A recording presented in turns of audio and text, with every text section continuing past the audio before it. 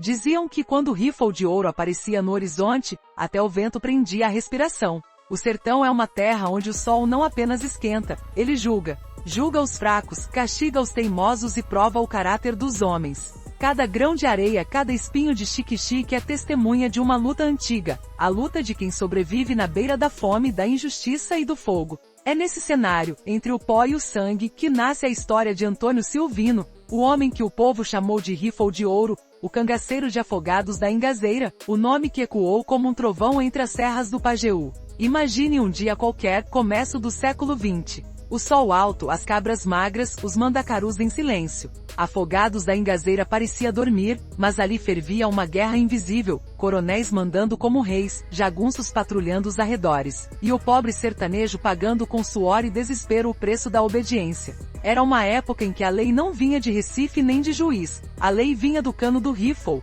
e quem mandava era quem tinha coragem de apertar o gatilho primeiro. O sertão, naquele tempo, era uma terra de grandes injustiças e pequenos milagres. Havia quem rezasse e houvesse chuva. Havia quem matasse e dormisse em paz. Havia quem fosse santo por conveniência e demônio por necessidade. E foi entre essas contradições que surgiu Antônio Silvino, um homem que não nasceu mal, mas foi moldado pela raiva, pela perda e pela certeza de que o destino de cada um era cavar com as próprias unhas o pouco que a vida deixava. Nascido como Manuel Batista de Moraes, no dia 2 de novembro de 1875, em Afogados da Ingazeira, Pernambuco, ele cresceu sob o sol ardente e o som distante dos aboios. O pai, Pedro Batista, conhecido como Batistão, era homem valente, dono de uma fazenda pequena e de um senso de justiça ainda maior. Batistão não abaixava a cabeça para ninguém, muito menos para coronel. E no sertão, isso era sentença de morte. Os coronéis mandavam e desmandavam, compravam juiz, polícia e silêncio. Quem não se curvava, desaparecia, e foi o que aconteceu. Um dia, Batistão tombou numa tocaia, vítima da covardia de quem se escondia atrás de capangas. A notícia caiu sobre Manuel como o sol do meio-dia, queimando sem piedade. Foi nesse dia que ele começou a ouvir o chamado da violência. O menino calado virou o homem desconfiado. E o sertão, que já era duro, ficou pequeno para tanta raiva. As versões variam, uns dizem que ele jurou vingança no mesmo dia do enterro do pai, outros, que foi o sangue da mãe chorando sobre o caixão que o empurrou pro caminho do crime. Mas todos concordam, a partir daquele dia, o sertão ganhou um novo nome para temer. Ele deixou de ser Manuel. Assumiu o nome do tio Silvino Aires Cavalcante de Albuquerque, homem de passado sangrento e fama de valente. Passou a se chamar Antônio Silvino, e com esse nome carregou o peso de um destino que misturava justiça e condenação. As veredas do Pajeú começaram a ecoar passos diferentes. De noite, as casas trancavam as portas. Os cães latiam sem saber por quê. E quando o cavalo passava, o som do trote parecia trazer junto o presságio da morte. Ninguém via seu rosto direito, só o reflexo do rifle que ele carregava, um rifle dourado, reluzente, símbolo da sua força e do seu orgulho. O povo dizia, é o rifle de ouro, como se fosse o próprio anjo da vingança descendo para cobrar contas antigas. Mas a violência no sertão não nasce do nada. Ela é semente plantada pela miséria, regada pela injustiça e colhida pela desesperança. Cada bala que Antônio Silvino disparava tinha uma história por trás, uma família roubada, um pai humilhado, uma terra tomada. Ele não acordou bandido, o sertão o fez assim. E o sertão, quando faz um homem, o faz inteiro, até o inferno. As noites eram longas e quentes. O vento soprava, levantando o pó que se misturava ao cheiro de pólvora. Antônio Silvino andava entre fazendas e povoados, ouvindo histórias de gente que não aguentava mais viver sob o jugo dos poderosos. Cada relato era uma faísca que acendia a fogueira da revolta. E o povo, cansado de apanhar, começou a vê-lo não só como criminoso, mas como vingador. Era o homem que fazia o coronel dormir com medo e o camponês sonhar com justiça. Mas justiça e vingança no sertão andam montadas no mesmo cavalo. Foi nesse ambiente de tensão, de sangue novo e velhas dívidas, que o nome de Antônio Silvino começou a correr de boca em boca. Lá em Triunfo, dizem que ele tomou o ouro do fazendeiro e deu o dinheiro para os pobres. Em Flores, ele libertou um vaqueiro que o patrão estava surrando. Em Serra Talhada, matou um jagunço covarde que tinha queimado casa de família. Cada história aumentava, cada conto virava lenda. E quanto mais o povo contava, mais a figura dele crescia entre o mito e o medo. Ele era rápido no gatilho, astuto nas emboscadas, e tinha um senso estranho de justiça. Nunca roubava de quem era pobre. Nunca matava quem não tinha culpa. Mas também nunca perdoava traição. Era esse código torto, mas firme, que fazia dele uma mistura de herói e maldição. A paisagem do sertão parecia refletir o próprio espírito do homem, dura, rachada, teimosa. Os dias passavam lentos, mas o nome dele se espalhava como fogo em palha seca. Os coronéis começaram a oferecer recompensas. As volantes, grupos de policiais do interior, foram criadas só para caçá-lo. Mas quem caçava Antônio Silvino entrava na caatinga com medo no coração, porque ele conhecia cada vereda, cada grota, cada caminho escondido. O sertão era sua casa, e ninguém enfrentava um homem que o sertão adotou. Nas feiras de afogados, nas bodegas de Carnaíba, nas casas de farinha de flores, só se falava dele. Uns o chamavam de criminoso, outros de justiça encarnada. Mas todos sabiam. Onde Antônio Silvino passava, a poeira não se assentava tão cedo. Certa vez, um coronel mandou prender um vaqueiro que devia uma dívida antiga. A mulher do homem, desesperada, foi até o mato pedir ajuda ao cangaceiro. Dizem que 2 dias depois, o coronel acordou com a casa cercada. O rifle de ouro estava à porta. Solte o homem, coronel. Ele só devia o que a fome cobra. O coronel tentou argumentar, mas antes que abrisse a boca, a parede atrás dele já tinha um furo novo. Antônio Silvino não matou o coronel, só o medo bastou. E a partir daquele dia, os fazendeiros começaram a trancar as porteiras quando o vento soprava do norte. Mas não se engane, Silvino não era santo. O mesmo homem que ajudava um pobre também fazia chover bala quando se sentia traído. O mesmo que punia injustiças também tomava o que precisava para sobreviver. No sertão, a linha entre o bem e o mal é tão fina quanto a mira de um rifle. E ele vivia exatamente nesse fio. Por isso essa história precisa ser contada, porque ela revela o coração do sertão. Duro, contraditório, cheio de fé e de fúria. Antônio Silvino não é só uma lenda de sangue. É uma lembrança viva do que acontece quando o homem é deixado à própria sorte, sem lei, sem justiça, sem esperança. Ele é o reflexo de um Brasil que muita gente esqueceu, o Brasil onde o sol não perdoa e o homem não esquece. E a cada novo dia, o sertão voltava a respirar o medo. As mães pediam proteção aos santos. Os homens se benziam antes de sair pro roçado. E quando alguém via uma nuvem de poeira subindo no horizonte, sabia, podia ser ele. O rifle de ouro, montado no seu cavalo baio, chapéu de couro, olhar firme e rifle reluzente, o homem que o sertão chamou de lenda antes mesmo que o tempo o transformasse em história. Porque o sertão não esquece seus filhos, nem os bons nem os ruins. E quando o nome dele ecoa no vento quente até hoje, é como se a caatinga lembrasse. Foi aqui que começou o chamado da violência. Se gostar dessa história, confira outras aqui do canal e comente o que achou. Se inscreva no canal. Ativa o sininho. Foi na poeira quente do Pajeú que o menino se enterrou e o cangaceiro nasceu. A lenda de Antônio Silvino começa onde a infância termina, no chão duro, rachado onde o sangue do pai secou antes da lágrima da mãe. Manuel Batista de Moraes, o menino franzino de olhar calado, cresceu ouvindo o ranger da terra seca e o estalar dos relhos nas costas dos pobres. Naquele tempo, Afogados da Ingazeira não era cidade, era mundo. Pequeno, quente e regido por mandonismo e fé. As noites eram de lamparina e reza, os dias, de trabalho e humilhação. E acima de tudo, de medo. Os coronéis eram donos não só da terra, mas também das pessoas. Suas ordens valiam mais do que a palavra de qualquer juiz, e suas vinganças, mais certeiras do que as da própria polícia. Quem nascia pobre no sertão tinha 2 caminhos, rezar muito ou aprender a atirar cedo. E Manuel, depois de ver o pai tombar numa tocaia covarde, aprendeu depressa que bala respondia melhor que oração. O assassinato de Batistão não foi crime isolado. Era reflexo de um sistema inteiro. Fazendeiros disputando fronteiras, jagunços matando por um punhado de moedas, homens que trocavam fidelidade por um prato de farinha. A morte do pai foi o estupim, mas a pólvora já estava acesa há tempos. O menino olhava o corpo do pai estendido na varanda de casa, o caixão simples de madeira tosca, e sentia o sertão mudar de cor. O mundo que antes tinha cheiro de curral e vento virou cinza. Dizem que naquele dia, enquanto a mãe rezava e o povo cochichava, Manuel ficou em silêncio, só repetindo para si, um dia eles vão pagar. O chamado da violência não é grito, é sussurro, um eco que cresce no peito até virar trovão. Nas semanas que se seguiram, o menino sumiu pelas matas, andava sozinho, caçando, observando o movimento das volantes e dos capangas dos coronéis. Aprendeu a se esconder, a ler os rastros dos homens, a contar o tempo pelo canto das aves. O sertão virou sua escola, e a sobrevivência sua única lição. Quando voltou já não era o mesmo. O olhar, antes curioso, agora tinha peso. A fala, antes calma, vinha carregada de propósito. e no coração uma certeza: ninguém vingaria seu pai. Ele teria de fazer isso com as próprias mãos. Foi por essa época que começou a carregar o nome Silvino, em homenagem ao tio materno, Silvino Aires Cavalcante de Albuquerque, homem valente, cangaceiro de respeito, que tinha deixado sua marca de sangue e coragem pelas veredas do sertão.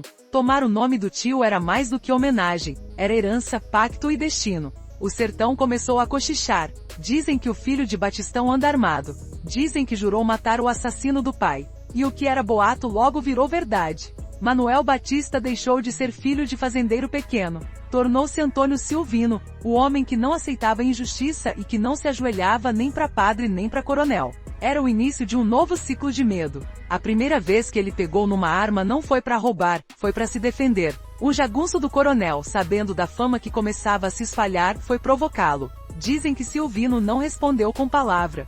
O estampido veio primeiro. O corpo caiu seco, e o silêncio que se seguiu pesou mais que o barulho do tiro. Ali o sertão entendeu. O menino que chorava virou o homem que matava. Mas a violência, uma vez acordada, não volta a dormir. O sangue puxa sangue, e o nome dele começou a se espalhar como vento de poeira, de Afogados a Flores, de Serra Talhada a Triunfo. Cada lugar tinha uma versão diferente da mesma história. O filho que vingou o pai, o homem que enfrentava coronel, o cabra que não tinha medo de ninguém. E foi assim que o sertão ganhou um novo tipo de cangaceiro. Não era ladrão de beira de estrada, nem assassino por dinheiro. Era um homem movido por código próprio, um senso torto de justiça que só o sertão entendia. Ele atacava quem merecia, ajudava quem sofria, e não deixava a humilhação passar impune. Antônio Silvino começou a juntar gente.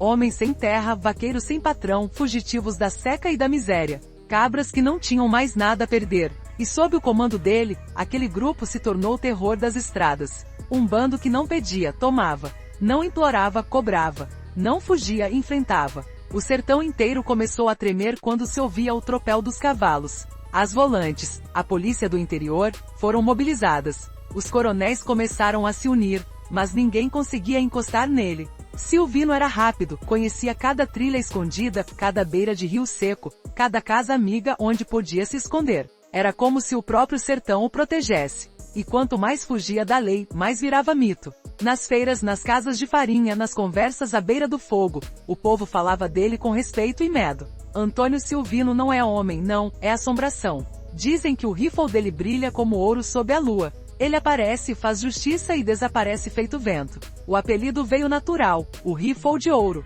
Dizem que era por causa do brilho do metal da arma que carregava. Outros juram que era por causa da precisão, da frieza, da beleza mortal com que manejava o rifle. Mas o ouro no sertão também é símbolo de cobiça e maldição, e esse ouro pesaria para sempre sobre ele. Antônio Silvino começou a traçar sua fama de um jeito calculado. Atacava comboios de dinheiro destinados aos coronéis, tomava o que era da elite e distribuía parte ao povo, não por bondade pura, mas porque sabia que o apoio do sertanejo simples era o escudo mais forte que podia ter. Quem divide, vive, dizia ele. E o povo escondia, alimentava e protegia o rifle de ouro, mesmo sabendo que cada abrigo podia custar caro se a polícia descobrisse. As volantes não descansavam. A recompensa pela cabeça dele aumentava mês a mês. Mas quem se metia a caçar Silvino raramente voltava para contar história. Ele era estrategista, conhecia o terreno, atacava de surpresa e sumia como sombra. Certa vez, dizem que emboscou uma tropa inteira perto de Serra Talhada.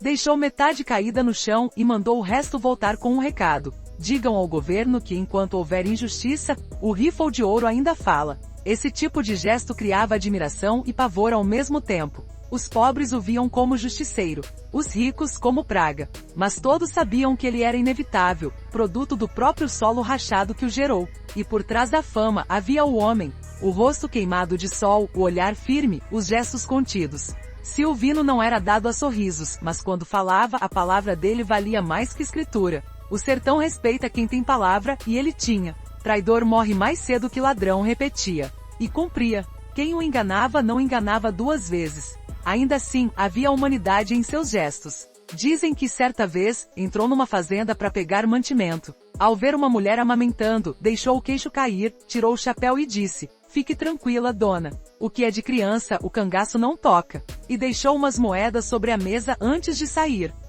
Era o jeito dele, entre a bala e o gesto de compaixão, equilibrava-se como quem dança sobre fio de navalha. O tempo foi passando, e o nome dele já atravessava fronteiras. Na Paraíba, na Bahia, no Rio Grande do Norte, todos sabiam quem era o Rifle de Ouro. A notícia chegava a Recife, aos jornais, aos políticos. O governo via nele um perigo, uma ameaça à autoridade. Mas para o povo ele era o grito de quem não tinha voz. Naquela época não existia rádio nem televisão. As histórias viajavam de boca em boca misturando verdade e invenção. Cada narrador acrescentava um detalhe novo. Um duelo impossível, um resgate milagroso, um ataque audacioso. E assim a figura de Antônio Silvino crescia, deixando de ser homem para virar lenda. Um mito de carne e osso, medo e coragem. E quando uma figura vira mito, ela deixa de ter dono. O sertão inteiro reclamava, uns como herói, outros como demônio. Mas todos reconheciam nele o reflexo do próprio sertanejo, teimoso, resistente, desconfiado, feroz quando ferido. O Rifle de Ouro virou símbolo.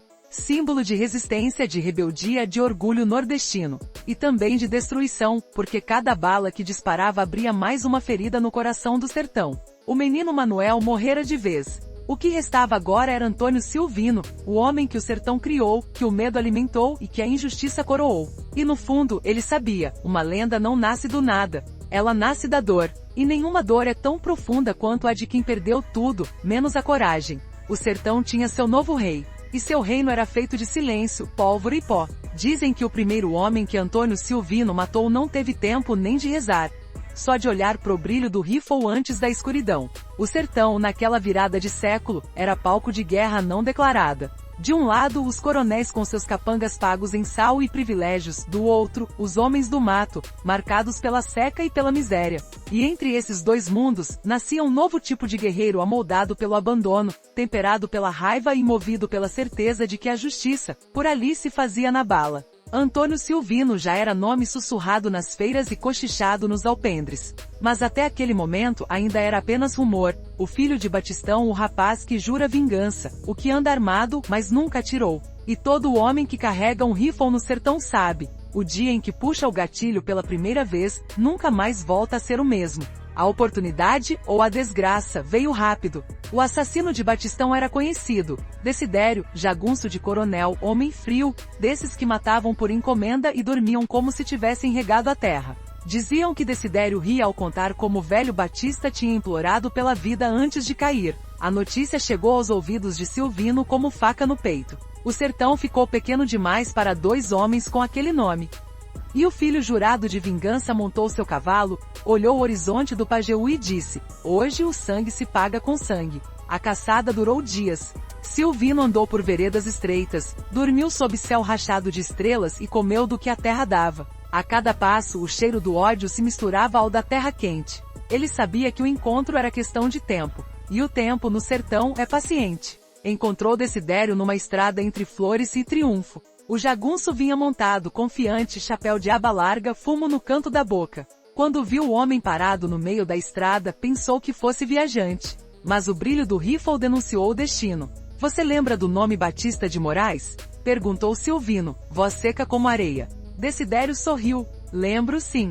Lembro do velho caindo igual saco de ossos. Foi a última frase que disse. O estampido ecoou pelas pedras do caminho. O cavalo relinchou e o corpo caiu pesado. Silvino desceu, olhou o rosto sem vida e cuspiu no chão. Agora tá pago. E assim o menino de Afogados da Ingazeira, que jurou vingar o pai, se tornou o cangaceiro Antônio Silvino, o homem que nunca mais conheceria paz. O primeiro sangue não o libertou, o aprisionou para sempre. Quem mata uma vez por justiça corre o risco de passar a vida inteira tentando justificar as próximas mortes. A notícia correu rápido. O sertão tem língua comprida, e o vento leva a palavra mais ligeiro que cavalo. Em poucos dias todo o Pajeú sabia. O filho de Batistão vingou o pai. Uns aplaudiram em segredo, outros se benzeram, temendo o que viria. Porque um homem que mata por honra é imprevisível, e o sertão respeita, mas teme quem não teme morrer. A partir daquele dia, Antônio Silvino deixou de andar entre os homens comuns. Ele agora fazia parte do território dos malditos, dos que vivem à margem da lei, dos que dormem com o rifle encostado no travesseiro e o ouvido treinado pro estalo do galho. O sangue de Desidério selou o pacto entre o cangaceiro e o sertão. Foi depois desse primeiro sangue que Silvino começou a reunir seus primeiros companheiros. Homens de passado sujo, de futuro incerto, mas de coragem comprovada. Cabras que já tinham matado por menos e viviam fugindo de volantes. E assim nascia o bando do Rifle de Ouro. No começo, eram poucos, uns 4 ou 5. Mas o nome de Silvino crescia mais rápido que o grupo. Cada novo ataque, cada vingança cumprida, cada coronel humilhado virava história contada nas feiras. E como toda boa história, o povo aumentava. Dizem que ele matou 10 sozinho. Dizem que o rifle dele nunca erra. Dizem que o ouro brilha mesmo na escuridão. O mito estava nascendo e com ele o medo. Mas Silvino não se achava herói. Sabia que o caminho que escolhera não tinha volta. Quem pega em arma, pega em destino, dizia. E destino no sertão não é coisa que se discute, é coisa que se enfrenta. Os coronéis começaram a se incomodar. Ver um pobre levantar contra o poder era sinal perigoso. As volantes foram acionadas. O governo de Pernambuco mandou recado. Antônio Silvino precisa ser caçado antes que vire exemplo. Mas já era tarde. O rifle de ouro já era voz e sombra. Silvino começou a agir com inteligência.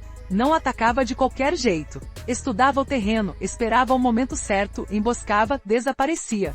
O sertão é um labirinto, e ele conhecia cada trilha, cada nascente seca, cada caminho que a tropa não ousava seguir. Quem o perseguia muitas vezes não voltava. O povo, porém, via outra coisa. Para o sertanejo, Silvino era o homem que fazia o que ninguém tinha coragem de fazer. Enfrentar coronel, desafiar polícia, quebrar corrente da injustiça. As histórias começavam a se misturar à esperança. Ele roubou do fazendeiro que tomava o leite das crianças. Matou o jagunço que batia em mulher. Fez o prefeito devolver o dinheiro da feira. Nem tudo era verdade, mas o mito não precisa de verdade, precisa de fé. E o povo tinha fé no rifle de ouro. Certa noite em uma pequena vila perto de Itapetim, Silvino e o bando cercaram a casa de um cobrador de impostos que havia tomado os únicos bois de uma viúva. O homem apavorado tentou fugir, mas Silvino o alcançou. Tu toma o que é dos pobres e chama isso de dever? O homem tremia. Eu só cumpro ordens, pois leva um recado para quem manda.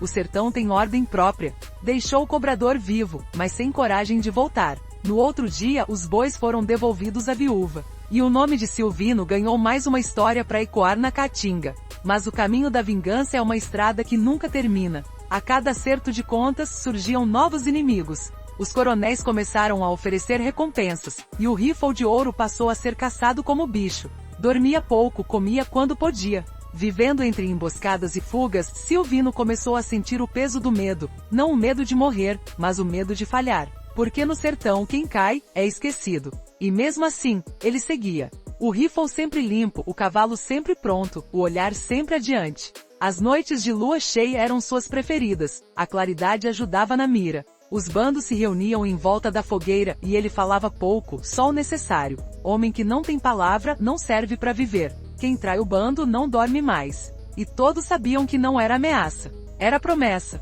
O primeiro sangue tinha aberto a porta, e do outro lado estava a vida de fora da lei. Antônio Silvino agora era procurado, admirado e temido. O homem comum morrera no instante em que Desidério caiu, e o cangaceiro nascerá para sempre. A cada novo dia, o sertão repetia a mesma pergunta: será que o rifle de ouro aparece hoje? E o medo andava junto com o respeito. Porque o sertanejo pode perdoar a fome, mas nunca esquece quem o defende. Silvino, agora, era mais que homem. Era símbolo. E símbolo no sertão vale mais que reza. Porque no sertão, quem tem coragem de atirar também tem coragem de virar lenda. Quando o nome de Antônio Silvino ecoava, até os mandacarus pareciam se calar para ouvir. O sertão sempre teve seus reis, mas nenhum coroado por mãos humanas. Aqui, quem ganha coroa é o medo. E durante quase 20 anos, o medo no Nordeste atendia por um só nome: Antônio Silvino, o rifle de ouro, o cangaceiro que transformou a Caatinga em trono e o silêncio em aviso. Depois do primeiro sangue, Silvino mergulhou de vez na vida de fora da lei. Mas não era bandido comum, não matava por embriaguez nem roubava por vício. Silvino era estrategista. Sabia quando atacar, quem poupar e o que deixar para trás para fazer o inimigo perder o sono. A cada ação seu nome crescia e com ele, crescia o desespero dos coronéis. O sertão de Pernambuco, Paraíba e Rio Grande do Norte já não tinha sossego. De Afogados da Ingazeira a Patos, de Princesa Isabel a Caruaru, o bando de Silvino riscava o mapa com trilhas de pólvora e poeira. As volantes se multiplicavam, as recompensas aumentavam, mas nada detinha aquele homem. Parecia ter pacto com o próprio sertão, o mato o escondia, o vento apagava seus rastros, e o sol o tornava invisível entre os espinhos. As histórias daqueles anos corriam como assombração. Silvino tomou o trem da Great Western e roubou a carga do governo. Silvino invadiu a fazenda do coronel que mandou matar pobre. Silvino atravessou o Pajeú com 50 homens e não deixou rastro. Cada boato aumentava o mito. E quando a notícia chegava às vilas, o povo se reunia em volta do fogo para ouvir o relato.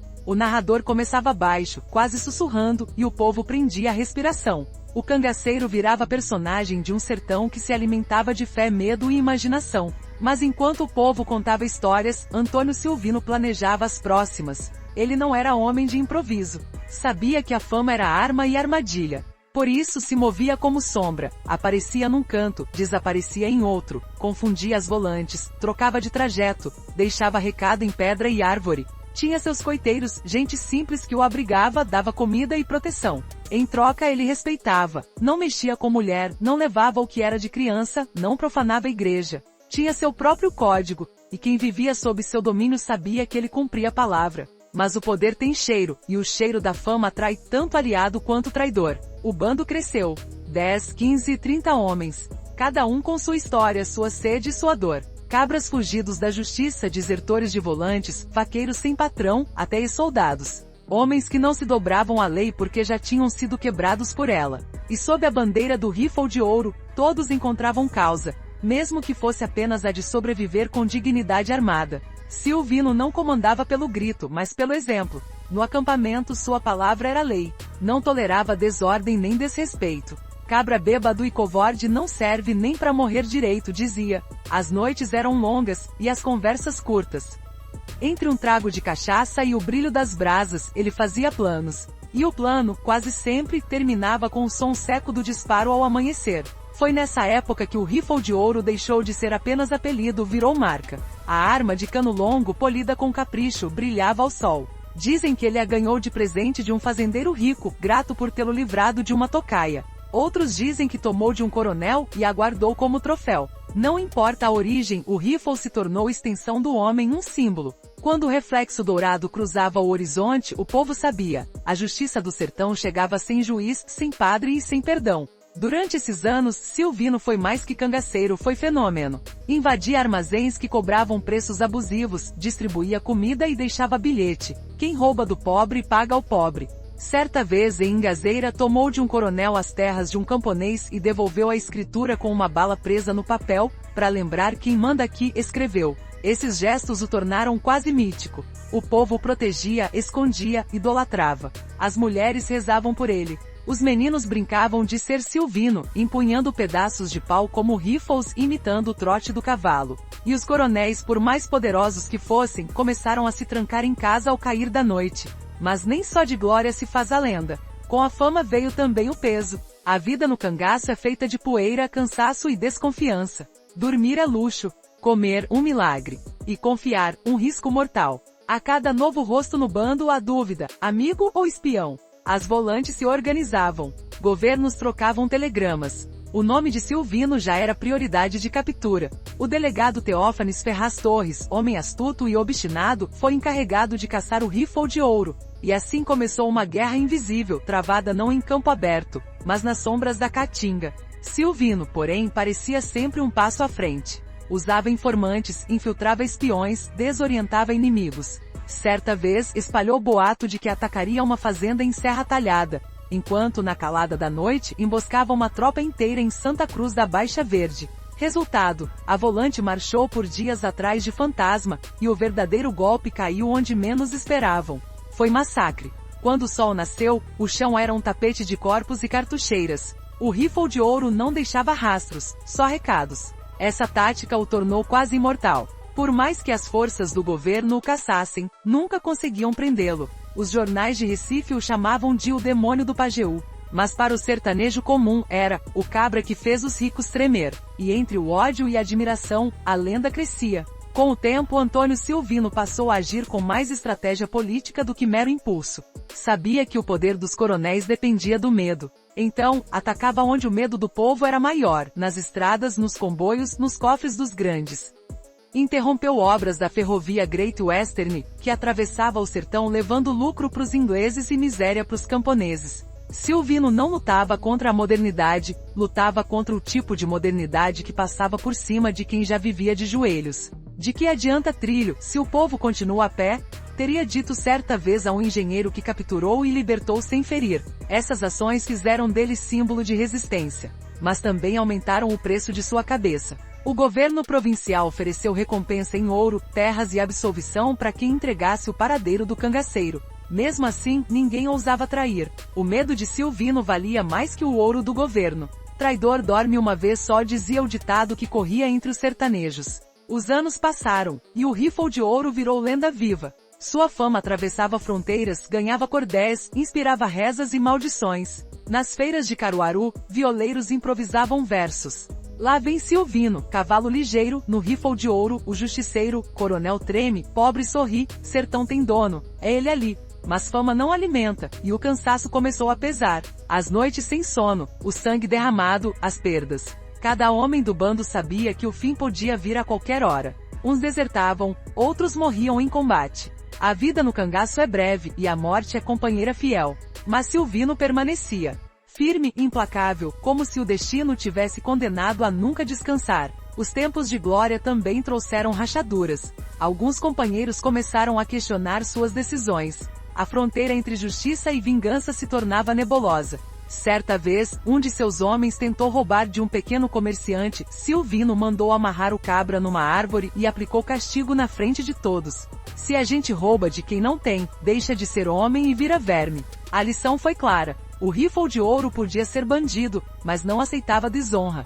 Por causa disso ganhou respeito até de quem o caçava. Alguns oficiais diziam: Silvino é bandido, mas tem mais honra que muito soldado fardado. Essa dualidade bandido e herói o tornava ainda mais perigoso. O povo via como símbolo e o governo como ameaça moral. Porque nada assusta mais o poder do que um fora da lei que tem ética. O auge veio por volta de 1907. O sertão inteiro sabia seu nome, e os jornais de Recife o chamavam de Rei do Cangaço. Anos antes de Lampião nascer pra fama, Silvino já era rei. Era o primeiro a unificar um bando sob disciplina, a impor regras, a desafiar o Estado com estratégia e carisma. Foi ele quem mostrou que o cangaço podia ser mais que banditismo, podia ser movimento.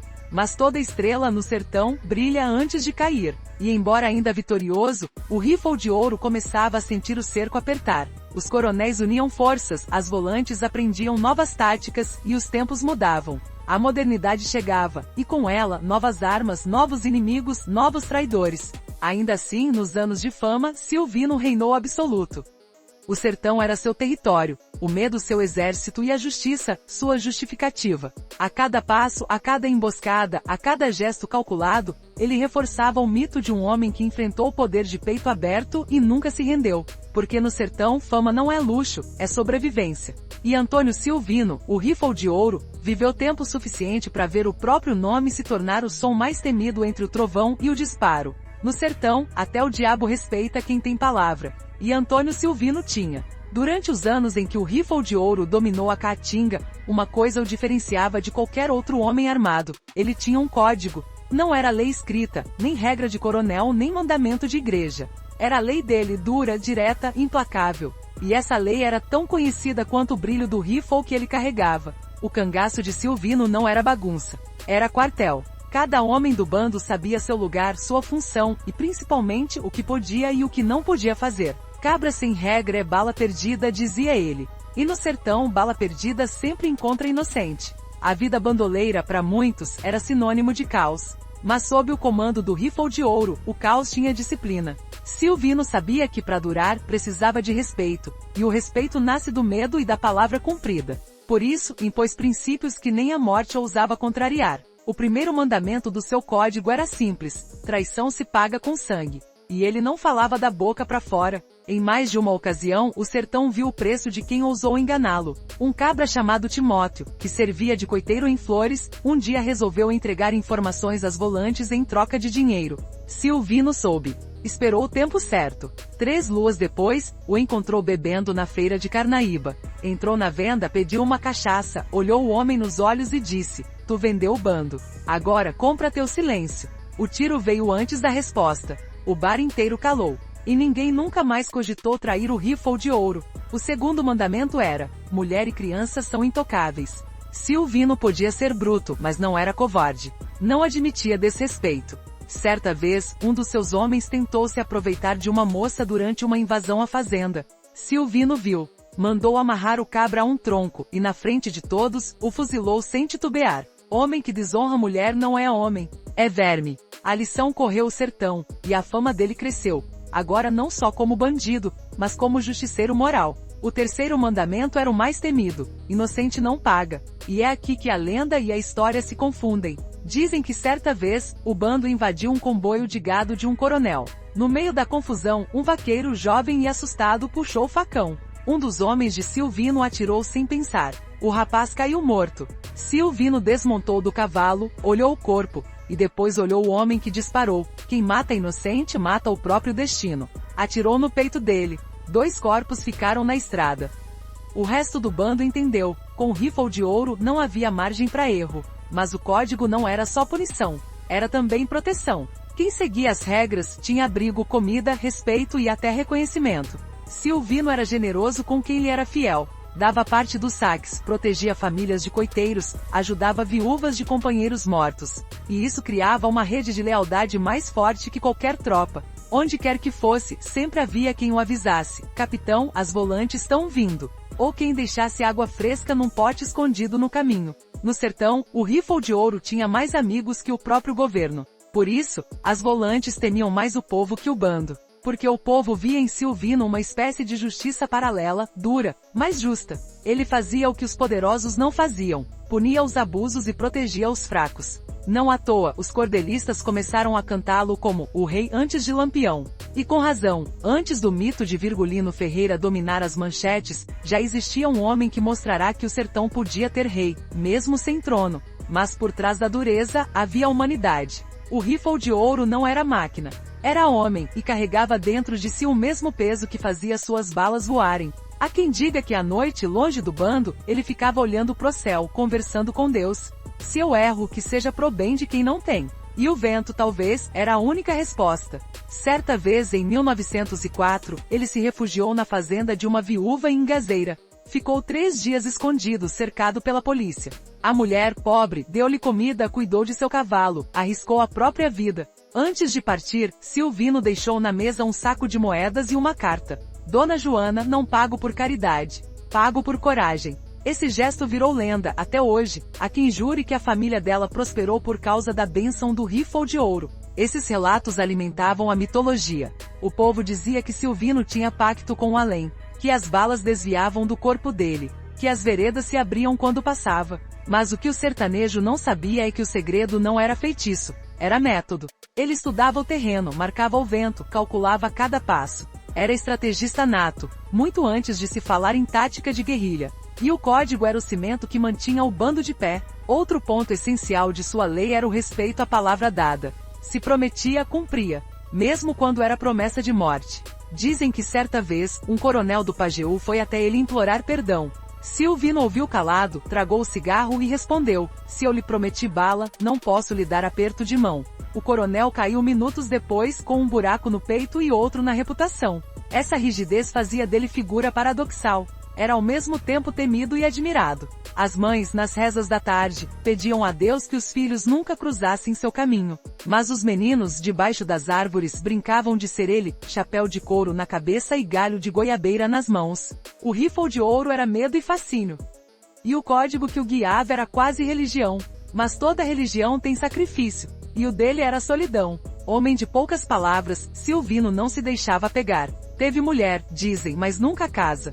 Teve amigos, mas nunca paz. O preço de ser lenda é nunca poder ser homem por completo. Mesmo assim, o código lhe dava sentido. Ele acreditava que sem honra, o sertão seria só deserto, e que mesmo fora da lei, era possível viver com princípios. Homem sem palavra é areia no vento, se espalha e desaparece, dizia. E o sertão ventoso como é, confirmava a sabedoria.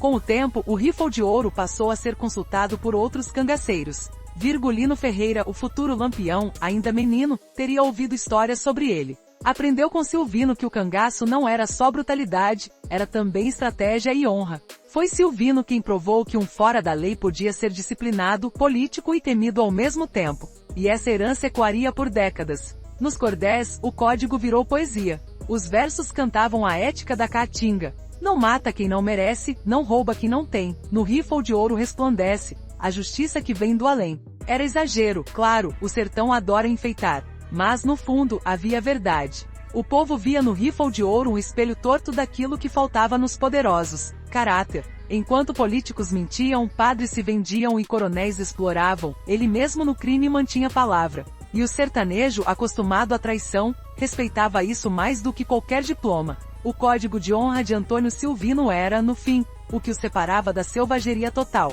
Ele era a fronteira entre o homem e o monstro, e caminhava nessa linha todos os dias. Mas cada mandamento tinha um preço. E esse preço, como tudo no sertão, seria cobrado com sangue. No sertão, quem vive do rifle morre pelo eco do tiro. Os anos de glória tinham passado como poeira de cavalo no vento. Antônio Silvino ainda era temido, mas o tempo começava a cobrar.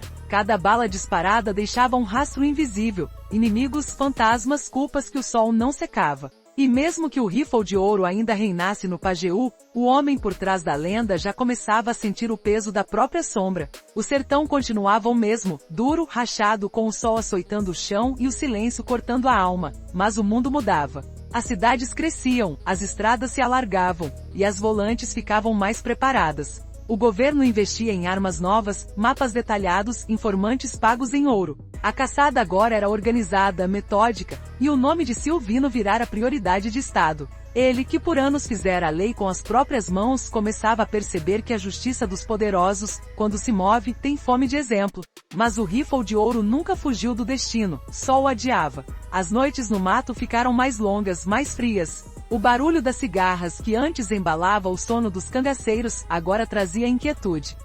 Silvino sonhava com o pai morto, via o rosto de homens que derrubara, ouvia tiros que só existiam dentro da cabeça. Dizem que certa noite acordou suado, gritando o nome do coronel que matara anos antes. O bando se olhou em silêncio, ninguém ousou perguntar. No sertão, há dores que não se conversa, se carrega como se carrega a arma, junto ao peito. Os companheiros mais antigos começaram a cair, um por um. Alguns mortos em combate, outros pegos e enforcados. Cada enterro improvisado no meio da caatinga era mais um tijolo no muro da solidão de Silvino. E aos poucos, o bando que fora sinônimo de força virou lembrança. Os rostos novos que se juntavam a ele não traziam mais a lealdade de antigamente, traziam medo, ambição, desespero. E o rifle de ouro sabia: um bando sem honra é bando morto. A violência que antes parecia justiça começava a corroer por dentro. Cada bala disparada pesava mais. Cada emboscada bem-sucedida vinha acompanhada de silêncio mais fundo. O sangue não lava pecado, espalha.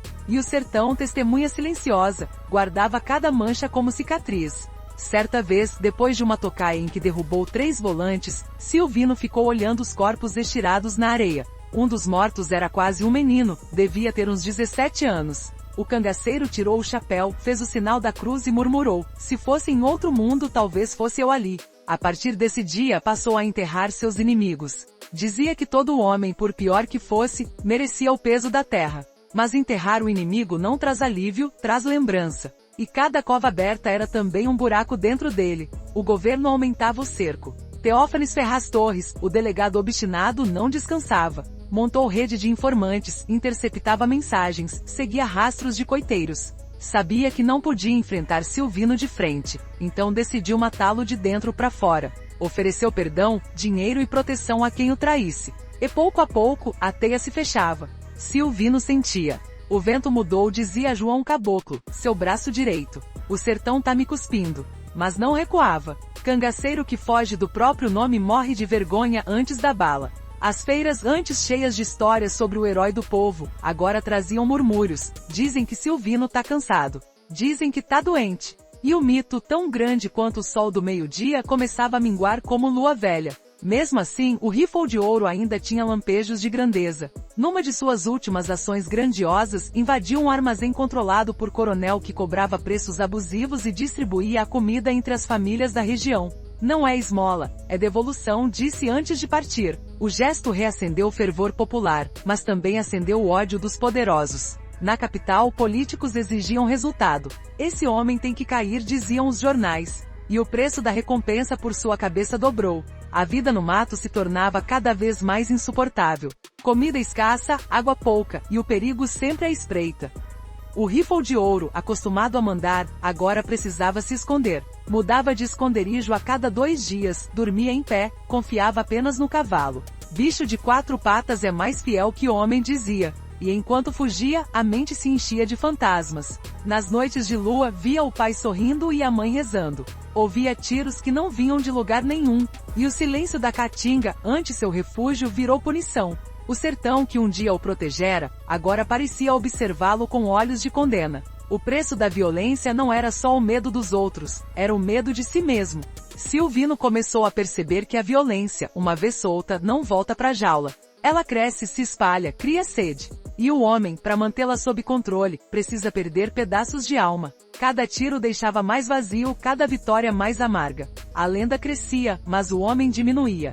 Um dia, um de seus antigos companheiros, Zé Chiquinho, foi capturado e torturado até delatar esconderijos. Silvino soube, mas não o matou. Quem fala com dor não fala por maldade, disse apenas. Mas a decisão custou caro. Dias depois, uma volante chegou perto demais, emboscando um grupo de coiteiros que o abrigava. A chacina foi terrível. Mulheres e crianças morreram. E pela primeira vez, o Rifle de Ouro chorou. Chorou sem testemunha, sem consolo, como quem entende que o inferno não é lugar, é lembrança. O sangue dos inocentes o perseguiu. A partir dali, o brilho do Rifle parecia menos ouro e mais ferrugem. O símbolo de justiça começava a parecer instrumento de maldição. Mas recuar já não era possível.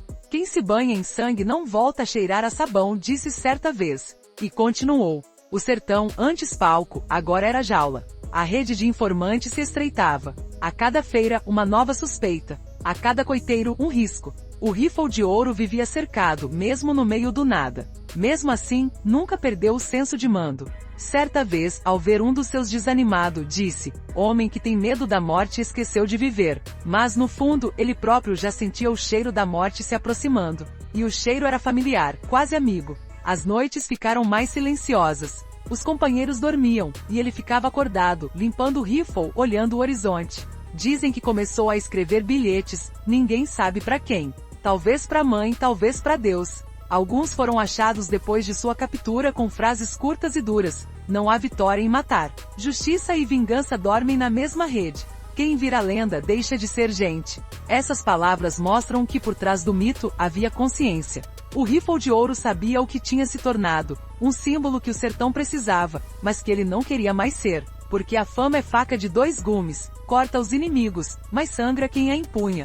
Em 1914, já envelhecido e cansado, Silvino começou a falar em rendição. Os amigos não acreditavam. "Capitão, o senhor se entregar?" Ele respondeu: "Homem que briga com o mundo perde. E o mundo já cansou de brigar comigo." Mas antes de se entregar, ainda enfrentaria o último cerco, o prenúncio do fim. Teófanes Ferraz Torres estava cada vez mais perto. A caçada que começara há anos chegava ao desfecho inevitável. E o Rifle de Ouro, no fundo, sabia que o preço da violência nunca é só a morte. É viver tempo demais para ver tudo que construiu se desfazer. Os sertanejos que um dia o exaltaram, agora cochichavam com pena. O capitão tá velho. O Rifle dele perdeu o brilho. Mas para Silvino a fama já não importava. Queria descanso. Queria silêncio. Queria talvez o perdão que nunca pediu. O Rifle de Ouro não se arrependeu das balas, mas das consequências. Sabia que cada morte criava órfãos, viúvas, lutos. E mesmo sem admitir, carregava todos eles nos olhos. O homem que um dia desafiou coronéis agora era desafiado pelo próprio cansaço. O justiceiro se tornará prisioneiro da própria lenda. O preço da violência enfim se revelava inteiro. A solidão do herói, o esquecimento do povo, o peso da memória. E Antônio Silvino, que um dia foi rei da Caatinga, já não passava de andarilho do destino. O sertão não perdoa quem ousa se achar maior que ele. O sol ainda nem tinha subido direito quando o vento trouxe o presságio. Era manhã de 1º de novembro de 1914, nas redondezas de Taquaritinga do Norte, Pernambuco. O ar parado, o cheiro de mato queimado, e o silêncio, aquele silêncio que precede a tempestade de chumbo. O rifle de ouro, Antônio Silvino, o homem que por quase 20 anos fizera da Caatinga seu império, estava prestes a enfrentar o fim. A notícia corria havia semanas. O governo mandara reforço, e Teófanes Ferraz Torres, o delegado mais temido do sertão, jurara que dessa vez o cangaceiro não escaparia. Era questão de honra, tanto para a lei quanto para a lenda. Teófanes conhecia o inimigo.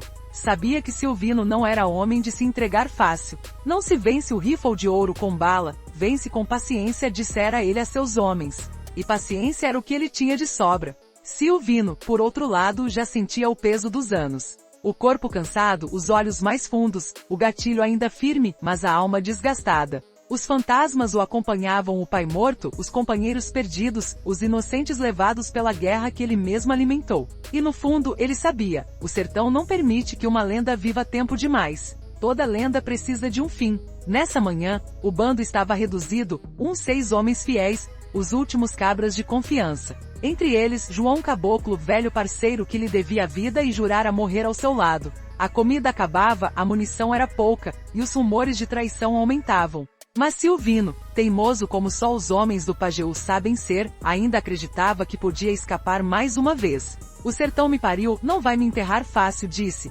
enquanto ajeitava o rifle dourado sobre o ombro. Mas o sertão já tinha escolhido o dia. O cerco começou ao amanhecer. Mais de 50 homens armados, soldados, volantes, capangas de coronéis, todos sob o comando de Teófanes, avançavam pelo mato fechado. O sol nascente desenhava sombras compridas nas pedras, e o som dos cascos de cavalo misturava-se ao farfalhar das folhas secas. Os rastros do bando haviam sido denunciados por um coiteiro, cansado de viver entre a fidelidade e o medo. O rifle de ouro, enfim, estava encurralado. No alto da serra, Silvino percebeu o movimento. Pegou o binóculo, olhou pro vale e viu o brilho das fardas refletindo a luz da manhã. São muitos, capitão, murmurou João Caboclo. Silvino não respondeu. Cuspiu pro chão, respirou fundo e disse, hoje o sol vai nascer vermelho. Era o presságio. Ele reuniu os homens e falou com calma, sem heroísmo. Quem quiser ir, vá agora. Quem ficar, fica sabendo que talvez não veja a lua de novo. Ninguém se mexeu. A lealdade no sertão vale mais que a vida. O primeiro tiro ecoou como trovão. Depois o inferno se abriu. A Caatinga virou campo de guerra. O barulho dos disparos se misturava ao grito dos homens e ao relincho dos cavalos. O cheiro de pólvora enchia o ar. Silvino, deitado atrás de uma pedra, fazia valer a fama. Cada disparo seu encontrava destino. As balas do rifle de ouro cortavam o vento com precisão de reza. Mas o inimigo era numeroso e a vantagem inevitável. Os soldados avançavam em fileiras, protegidos por pedras e troncos. A cada recuo, o cerco se fechava mais. Os companheiros de Silvino caíam um a um, Cabra Velho, Zé Bento, Raimundinho. O sangue escorria pelas pedras e o sol, impiedoso, brilhava como se quisesse iluminar o massacre. Silvino, suando, sangrando, ainda resistia. Um tiro acertou-lhe o ombro. Outro raspou-lhe a perna. Mas ele continuava firme, gritando ordens, recarregando o rifle com calma quase religiosa. Mira direito, cabra. Aqui a gente morre de frente. As volantes avançavam. Teófanes, montado em seu cavalo, observava de longe, calculando cada movimento. Sabia que não podia subestimar aquele homem, um erro, e o rifle de ouro levaria mais uns 10 com ele. Mandou cercar pelas laterais, cortar as rotas de fuga, bloquear as nascentes. Silvino estava sendo caçado como fera, e o caçador conhecia bem o terreno. A batalha durou horas. O calor era sufocante, e a fumaça da pólvora fazia o ar pesado. Quando o sol bateu no meio do céu, o silêncio começou a dominar. Restavam só 2 do bando. João Caboclo, ferido, tentava manter-se em pé. Silvino, coberto de poeira e sangue, olhava pro horizonte, o rifle nas mãos, o olhar firme. Chegou a hora, pensou. Foi então que ouviu o som, um cavalo se aproximando devagar. Era Teófanes. O delegado desmontou, rifle em punho, e gritou, Silvino, tá cercado. A Caatinga acabou pra você. Silvino sorriu, cansado mas altivo. Acabou nada, doutor. O sertão é grande demais pra morrer hoje. O sertão é grande, mas tua sorte não é, respondeu o delegado. O silêncio caiu pesado. Os dois se olharam como velhos conhecidos, 2 homens que sabiam o valor da coragem e o preço do sangue. Teófanes, apesar da missão, respeitava o inimigo. Silvino, apesar da fúria, respeitava o adversário. Era um encontro inevitável, a bala e a lei, frente a frente. Entrega Silvino, disse Teófanes. Cangaceiro não se entrega. Então morre. Morro, mas em pé. Foi quando o tiro veio não do delegado, mas de um dos soldados, impaciente. A bala passou de raspão pela cabeça de Silvino, derrubando o chapéu. Ele girou o rifle, atirou, e o soldado caiu seco. O tiroteio recomeçou, curto e violento. E no meio da confusão, João Caboclo, já quase sem forças, tombou. O último amigo, o último pedaço de humanidade que Silvino tinha, ficou no chão. Silvino se ajoelhou, tocou o corpo do companheiro e murmurou: "Descansa, cabra. Tu morreu de palavra." Depois, levantou o rifle pela última vez. O ouro brilhava no sol do meio-dia como se o próprio sertão prestasse homenagem. Mas o brilho não era mais orgulho, era despedida. O último disparo de Antônio Silvino ecoou como trovão sobre a serra. A bala acertou um soldado e logo em seguida, dezenas vieram em resposta. O rifle de ouro caiu. Mas o sertão é caprichoso, gosta de ironias. O homem que viveu da violência não morreu dela. Ferido, exausto, com o corpo coberto de sangue, Silvino ainda respirava quando os soldados se aproximaram. Teófanes, ao vê-lo caído, mandou cessar fogo. Prendam o homem vivo. Lenda morta se esquece, viva se humilha. E assim foi feito. Antônio Silvino, o cangaceiro de afogados da Ingazeira, o terror dos coronéis, foi capturado vivo. Amarrado, levado debaixo do sol, com o rifle pendurado como troféu. O povo das vilas saiu às ruas para ver o homem que desafiara meio Nordeste. Alguns gritavam, outros se benziam. Mas todos, até os que o odiavam, olhavam com espanto. Porque ali, entre os soldados e o povo, andava não um bandido, mas o fim de uma era. Silvino caminhava de cabeça erguida. Mesmo ferido, mesmo derrotado, não abaixou o olhar. Homem que vive de honra morre de pé, murmurou ao passar. E o povo, silencioso, respeitou. Porque até o inimigo mais odiado do sertão merecia reverência quando enfrentava o destino sem medo. Na prisão, o rifle de ouro deixou de ser lenda e virou homem novamente. Mas isso é história pro próximo bloco. O confronto final já estava escrito, e como o próprio Silvino diria no sertão, toda bala sabe para onde vai. Nem todo rei morre no trono. Alguns terminam no chão de uma cela, lembrando o som do próprio nome. Quando os soldados amarraram Antônio Silvino, o sertão pareceu suspirar. A poeira da caatinga levantava devagar, como se cobrisse o corpo ferido do homem que por quase 2 décadas reinou sobre ela. O rifle de ouro, o terror dos coronéis, o justiceiro dos pobres, estava vencido. Não pela bala, mas pelo tempo. Porque o tempo no sertão é o caçador mais paciente de todos. O sol queimava alto quando o levaram de Taquaritinga para a prisão em Recife. A viagem foi longa, quase uma procissão. Pelos caminhos, o povo se aglomerava para ver o homem que virara lenda. Uns cuspindo no chão, outros fazendo o sinal da cruz, outros apenas calados, como quem vê um pedaço da história passar diante dos olhos. Silvino seguia montado num cavalo emprestado, as mãos atadas, o rosto sujo de sangue seco. Mas o olhar ainda era o mesmo. Nem de arrependimento nem de soberba. Era o olhar de quem aceita o destino, mas não se entrega a ele. Chegando à capital, a multidão tomou as ruas. Nunca se viu tanta gente reunida por um homem só. Os jornais o chamavam de bandido célebre, assassino implacável, demônio do Pajeú. Mas o povo, mesmo dividido, o via com respeito. Porque no fundo todos sabiam.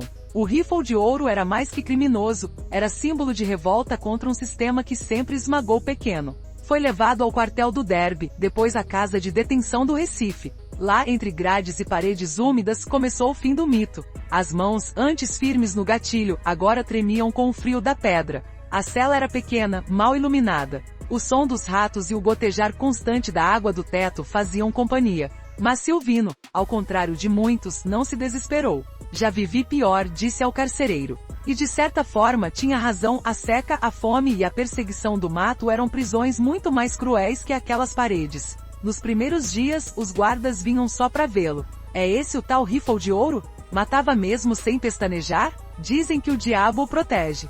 Silvino apenas olhava calado. O silêncio dele era mais eloquente que qualquer palavra. E o respeito, mesmo dentro da prisão, continuava a cercá-lo. O delegado Teófanes Ferraz Torres, o homem que o capturou, visitou uma vez. Entrou na cela, observou-o por alguns segundos e disse: "Silvino, o senhor perdeu." Ele respondeu: "Perder é deixar de lutar. Eu só parei." Teófanes não replicou. Sabia que aquele homem, mesmo preso, continuava dono da própria narrativa. E talvez por isso, no fundo, o respeitasse mais do que muitos políticos livres. O julgamento foi um espetáculo. A imprensa compareceu em peso. O tribunal estava lotado de curiosos, soldados e até poetas. O promotor discursava como quem enfrentava o próprio mal. Mas quando o juiz perguntou se ele tinha algo a dizer, Silvino apenas levantou a cabeça e falou: "Sou filho do sertão. Matei porque fui empurrado. Roubei para devolver o que roubaram antes. Se é crime não aceitar humilhação, então sou culpado." O silêncio tomou o salão. Alguns riram nervosos, outros abaixaram os olhos. O juiz, constrangido, leu a sentença: Antônio Silvino, condenado a 20 anos de prisão. Quando ouviu, ele sorriu. 20 anos? Então ainda tenho tempo de ver o sol. E virou as costas, como quem já sabia que o castigo começava ali, mas não terminaria tão cedo. Os anos na prisão foram duros, mas não o quebraram. Silvino virou lenda viva entre os presos. Os mais jovens pediam conselhos, os guardas pediam histórias. Ele contava pouco, mas quando falava, o pavilhão inteiro se calava para ouvir. Homem de palavra morre só uma vez. Covarde morre todo dia. Era o mesmo código de honra que carregara no mato, agora ecoando entre paredes. Com o tempo os jornais esqueceram. O sertão seguiu sua vida, as secas voltaram, novos cangaceiros surgiram, e o rifle de ouro virou lembrança.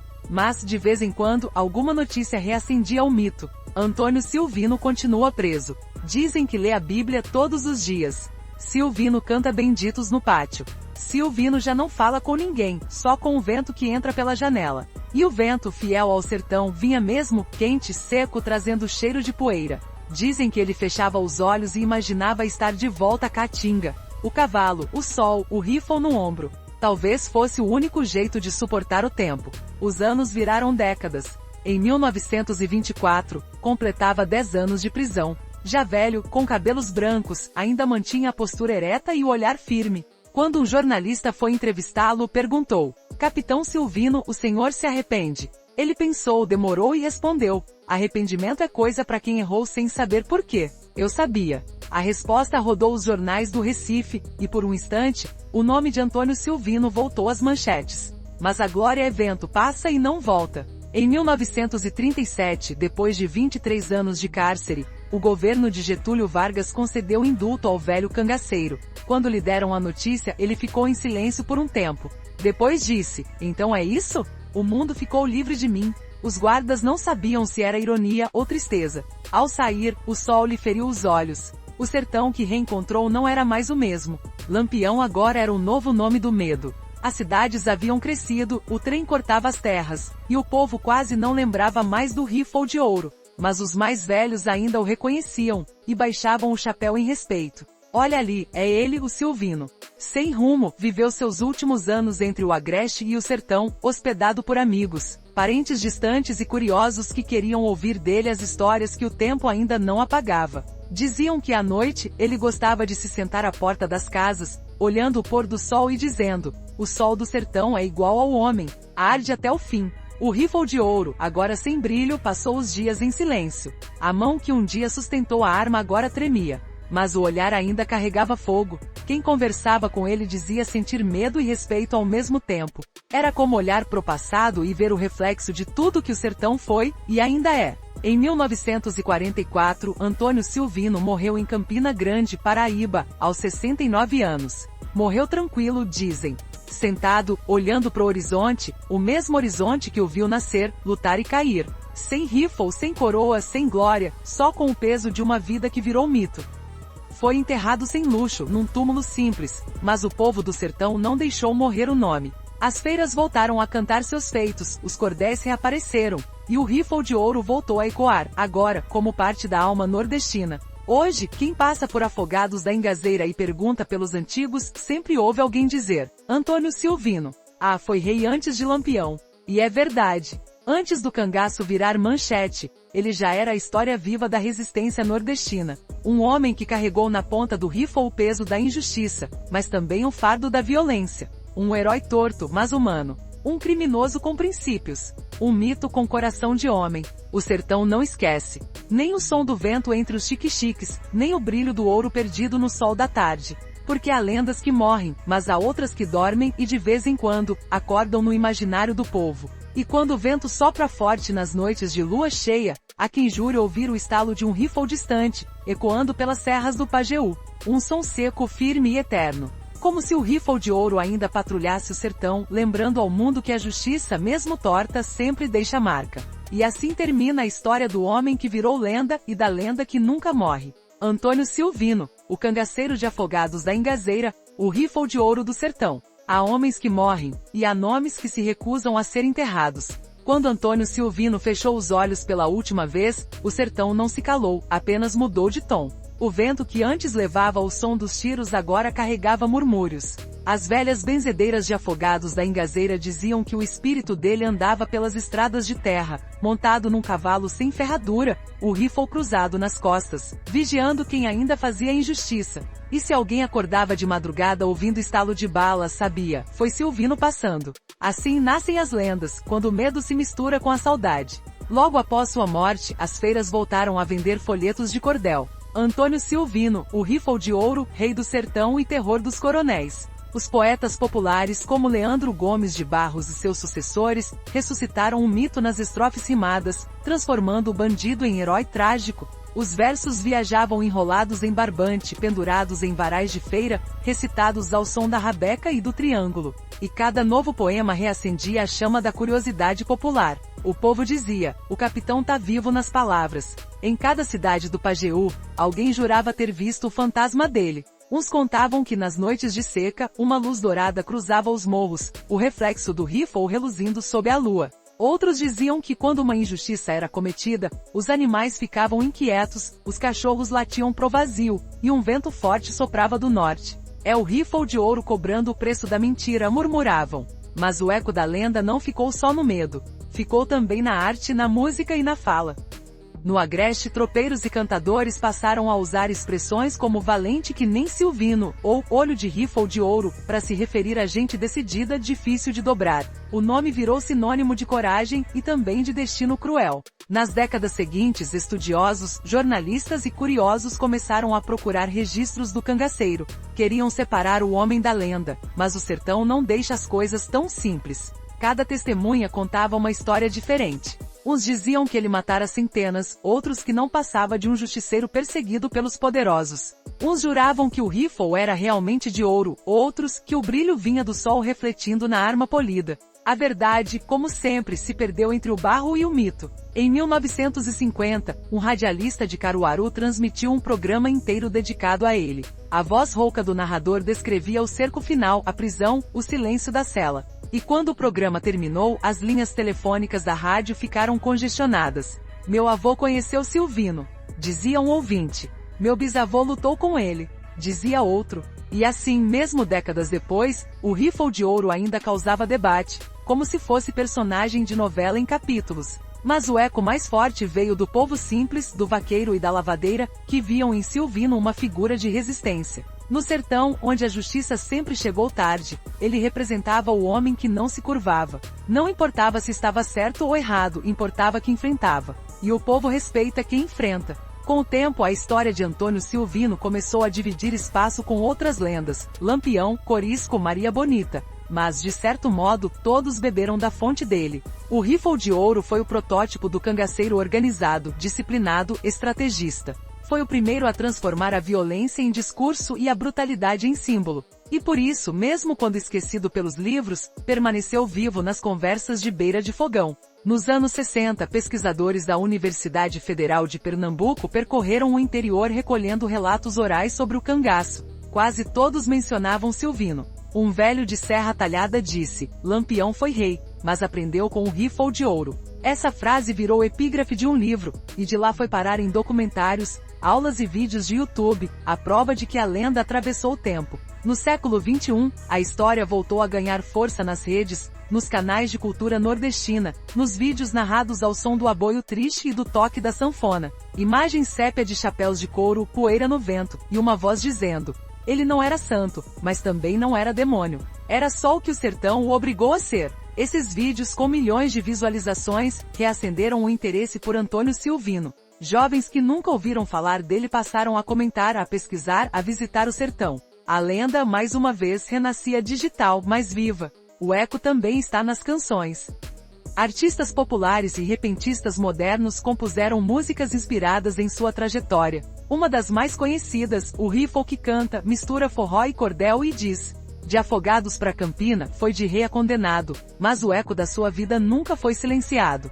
Cada acorde é um pedaço de memória, e o povo, quando canta, eterniza. Mas o eco da lenda também traz reflexão.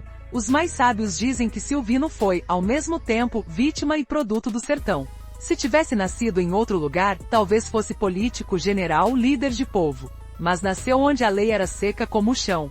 E o sertão, quando não dá futuro, dá fúria. Por isso, a história dele não é apenas de crime, é de condição humana. Alguns estudiosos chamam de tragédia nordestina, outros de romance da resistência. Mas o sertanejo, que vive a vida dura de sol e pedra, não precisa de definição acadêmica. Para ele, Antônio Silvino foi só mais um homem tentando não ser engolido pelo destino. E nisso se parece com todos nós. O eco da lenda é também uma advertência.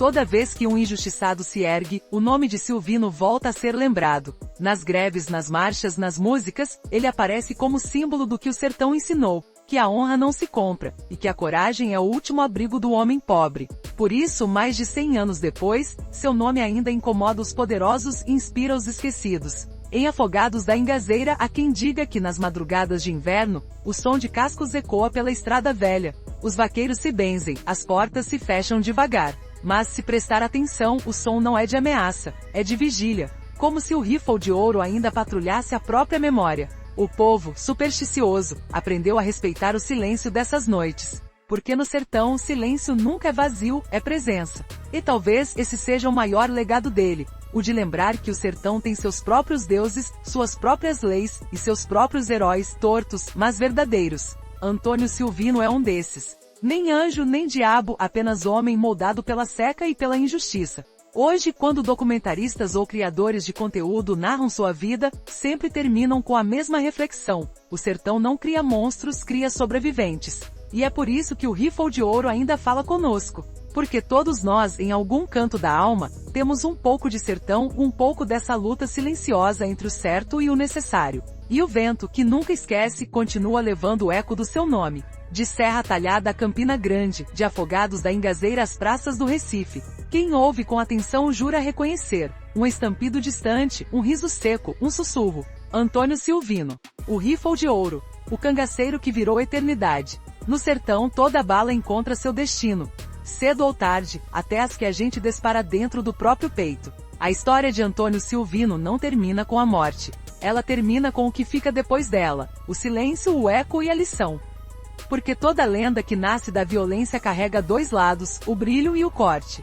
E o Riffle de Ouro no fim foi ambos. Brilhou como justiça, cortou como castigo. Ao longo dos anos, o sertão mudou. Estradas foram abertas, cidades cresceram, o rádio virou televisão, o som do aboio se misturou ao da eletricidade. Mas há coisas que o progresso não apaga: o medo, a fé e o fascínio por quem enfrentou o destino com as próprias mãos. Por isso, ainda hoje, nas conversas de feira, o nome de Antônio Silvino aparece. Não como vilão, nem como santo, mas como lembrete. Lembrete de que o sertão sempre teve sua própria lei. E que essa lei é feita de poeira, suor e sangue. O Riffle de Ouro foi homem antes de ser mito. E talvez seja essa parte que mais dói. Porque por trás do chapéu de couro, havia alguém que sonhou com justiça.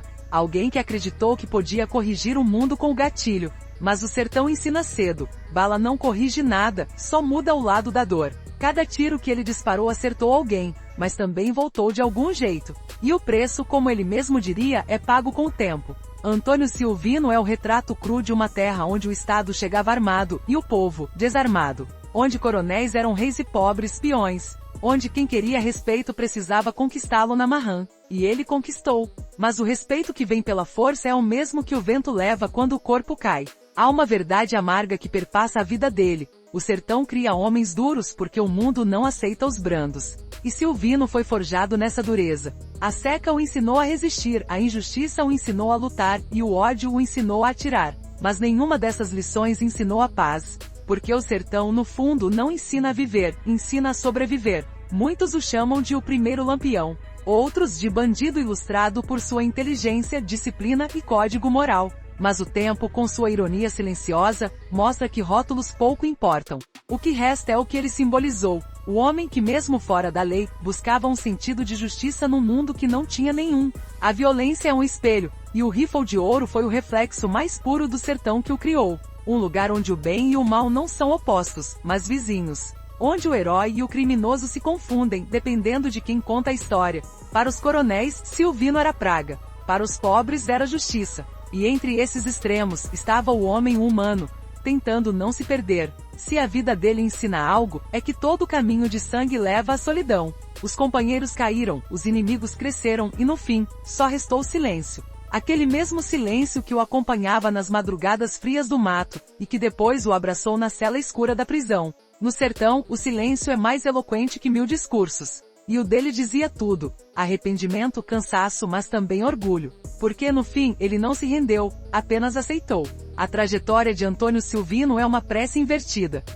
Enquanto os santos pedem perdão pelos pecados, ele pedia justificativa. Não implorava a Deus que o salvasse, mas que o entendesse. Fiz o que fiz porque o mundo me deixou sem escolha. E talvez seja essa a confissão mais sincera que um homem pode fazer. No sertão, justiça e sobrevivência muitas vezes andam de mãos dadas, e ambas fedem a pólvora. Mas há outra lição mais profunda, a de que toda violência, mesmo quando parece justa, cobra juros altos. Silvino morreu velho, cansado, esquecido por muitos, mas não em paz. Os fantasmas dos que matou, das famílias que desfez, o acompanhavam até o último suspiro.